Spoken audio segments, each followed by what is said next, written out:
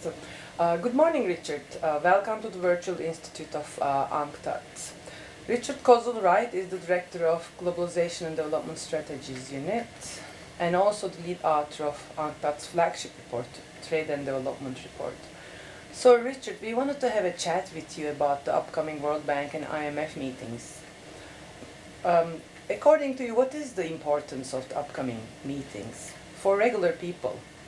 When IMF and World Bank experts get together during this week, what do you think they'll focus more on, and what would it mean for the people on the street?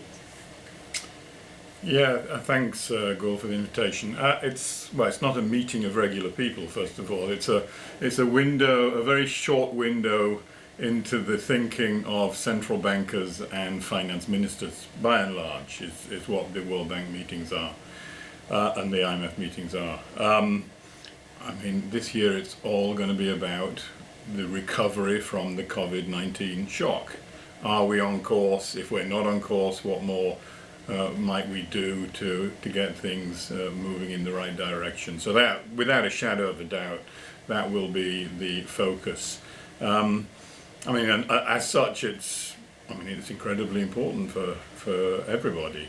And I guess the expectation is that we will hear some more positive words about what's going to happen moving forward, because at the moment there are signs that the recovery is losing pace, and people want to know what these major players in terms of economic policy are thinking about in terms of getting things back on track. It's a peculiar bubble if you go to Washington, and it'll be even more peculiar because of the fact that it's virtual this year. But it does have important ramifications for the direction of economies and our understanding of the challenges ahead. So what do you think would be some of the main issues, particularly for developing countries, maybe given high level of debt? Yeah, obviously advanced economies are throwing a lot of money at the problem at the moment. Whether it's effective or not remains to be seen, but they have the monetary and fiscal arsenal to be able to at least bring significant relief in response to the consequences of lockdown. The challenge for developing countries is that they are much more squeezed when it comes to fiscal space. And so there is a huge expectation from policymakers in the South that there will be some initiative to ease their fiscal burden. And that involves, and whether we will see that or not, is an open question.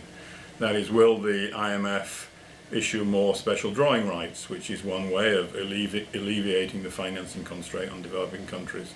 Didn't happen last time. There's an expectation that the US will continue to block any new issuing of special drawing rights. Debt relief is not on the table. Debt suspension is on the table, but debt suspension, even in the very small scale that has been offered by the G20, is not relief. I think a lot of developing countries would like to hear something about relief. Unlikely to happen, I think, under the current circumstances.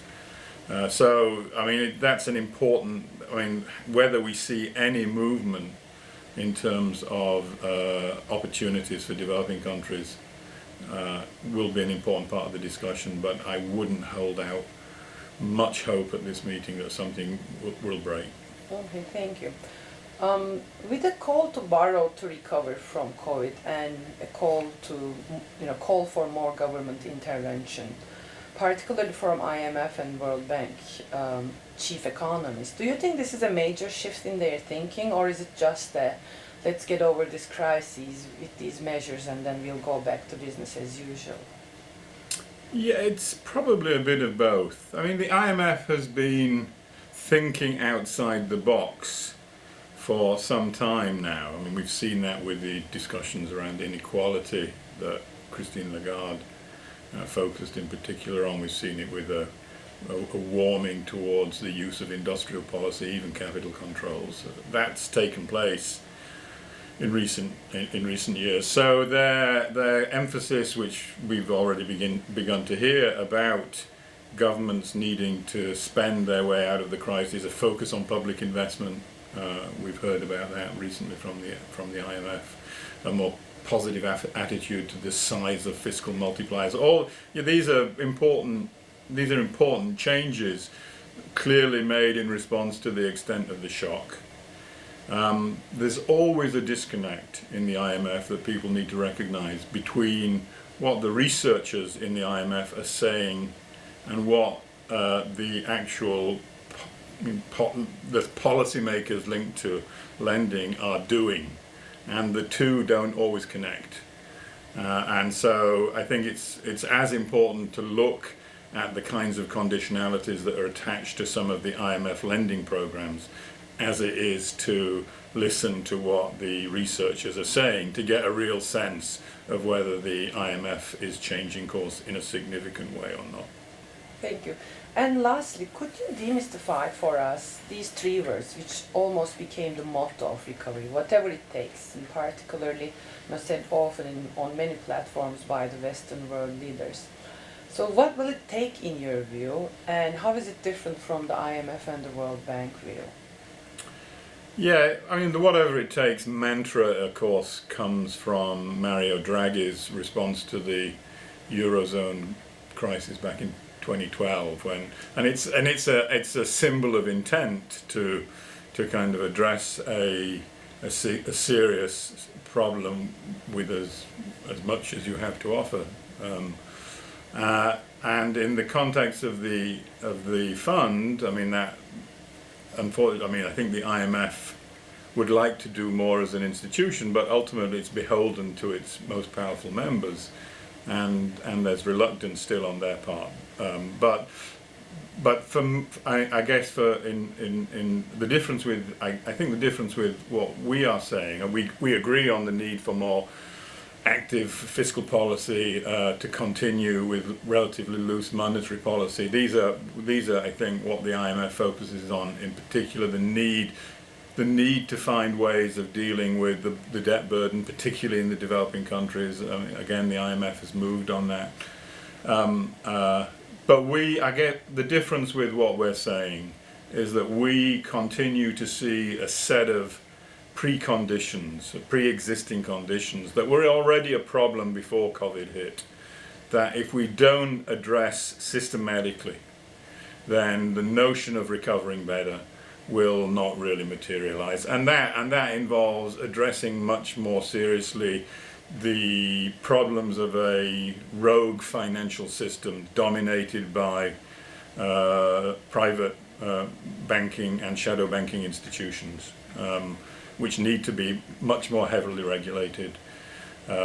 We need to see institutional changes to the way in which debt is managed. We've called for a global debt authority because you cannot leave the debt problem to creditors, and the IMF is a creditor, the World Bank is a creditor, as well as leading advanced economies. So we need an independent authority to deal with debt problems. We would like to see an independent credit rating agency. Credit rating agencies, as we've endlessly talked about in past trade and development reports, tend to be counter-cyclical. They have a very narrow and ideological view of the debt problem, and so there are institutional changes in the arena of the international financial system that need to take place, and we need to deal with the problem of inequality in a much more systematic way.